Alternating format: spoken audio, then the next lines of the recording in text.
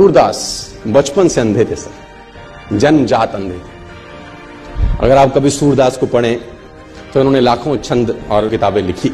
आपको जान के हैरानी हो जाएगी कि जन्मजात अंधे थे, दिखता नहीं था बचपन, तो घर वालों ने निकाल दिया था। घर वालों ने निकाल दिया, एक पीपल के पेड़ के नीचे रहने लगे और भगवान कृष्ण में भक्ति थी तो गाना वाना गाते थे, उनके भजन वजन गाते थे।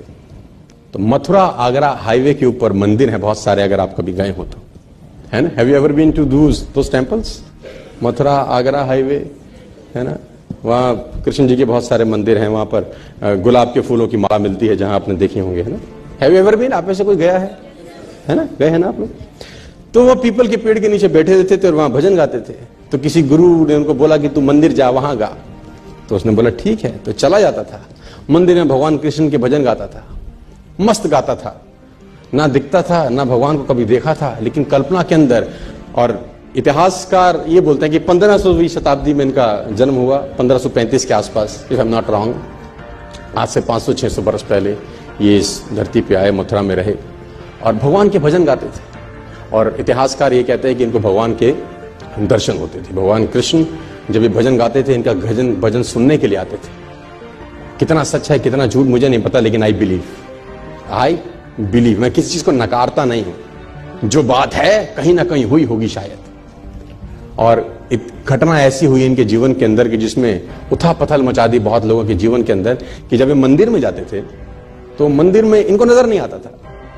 तो जब वो भगवान का श्रृंगार होता है हर सुबेरे, तो ये पंडित को, जो वहां का पुरोहित था, उसको बोलते थे कि ये पीले रंग के कपड़े अच्छे नहीं लग रहे भगवान पे। तो pandit was shocked, how it is possible for a blind man to see. उसने बोला ये पीला रंग अच्छा नहीं है। तो उसने बोला कि तुझको कैसे दिखाई दिया? उसने बोला मुझे सब दिखता है, आंखों से नहीं दिखता तो क्या, मन से तो दिखता हूं, रोज मिलता है मेरे को। तो he was surprised, it is not impossible. तो अगले दिन फिर श्रृंगार होता था, बोलता हाँ, ये हरे रंग का कपड़ा क्या जचता है भगवान। तो ये लोग पागल हो गए। पंडित को एक दिन मस्करी सूझी, उसने कहा कुछ ना कुछ षड्यंत्र है, आज भगवान को कपड़े ही मत पहनाओ, पत्तों से ढक दो बस, खाली है पत्तों से ढक दो। तो जब पत्तों से ढक के श्रृंगार हुआ और पर्दे हटाए, तो सूरदास वहां गा रहे थे और गाते गाते बोले भगवान भी गरीब हो गए, आज पत्तों में आए हैं। तो एवरीबडी वाज शॉक्ड कि how it is possible for a blind man to see. लेकिन असंभव, मैं फिर कहता हूं दोस्तों, आपको मन की शक्ति से ना सर भगवान तक को पाया जा सकता है। कोई भी हैंडीकैपनेस आपके आगे नहीं आती अगर मन से साला आप सॉलिड हैं तो यार। और आप तो समृद्ध हैं यार, पूरे तरीके से ठीक हैं, भगवान ने आपको सब कुछ दिया है। एक आदमी ने कहा मैं बहुत गरीब हूं, तो मैंने कहा एक आंख निकाल दे 50 लाख देता हूं। तो उसने बोला कैसी बातें करते हो? मैंने कहा गरीब है, गरीबी दूर करते हैं, और दोनों दे दे तो 1 करोड़ का सौदा हो जाए। उसने बोला नहीं सर, ये कैसे पॉसिबल है? तो मैंने कहा चल दोनों हाथ भी दे, 5 करोड़ और ले दे। तू तो कह रहा है गरीब हूं, तेरी गरीबी मिटाता हूं। कह रहा है ऐसे तो मैं बहुत अमीर हूं। तो मैंने कहा मैं भी तो तुझे बता रहा हूं कि तू बहुत अमीर है यार, तू क्यों ऐसा सोचता है कि तेरे पास कुछ नहीं है?